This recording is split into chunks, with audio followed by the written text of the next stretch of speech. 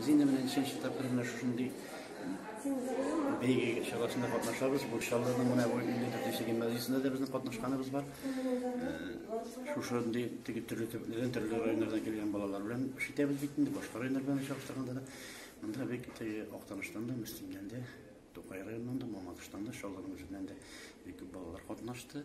Сүздө юк тиги телни жанрын булай билип язалар. Араларында түрлүсү бар албетте. Аптырабыраак калгандар да болду. Биз бит мисалдар да билип, алардын станыбыз өзүбүзчө инде биз язганмы, нечегерек деп индеткенler. Ләкин менә теге сигинечле хәлләр була, балалар арасында кабил моторлы шигырьләр бар. Анасын драма жанрында колашларга җыйган авторлар бар, яшьләр арасында хикәяне дә һәм журналистика өлкәсендә үзләрен сынап караучылар бар. Булай, әле бу безнең беренче сәфәребез монда Чаллыда.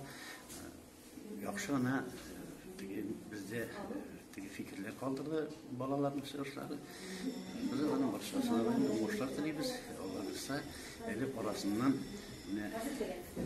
ne olsa gelecekte edebiyat geçmiş şahıslarımız bulur diye biliyoruz. Birbirleri bilen biz üzere engemeler üçünde de bulup aldı.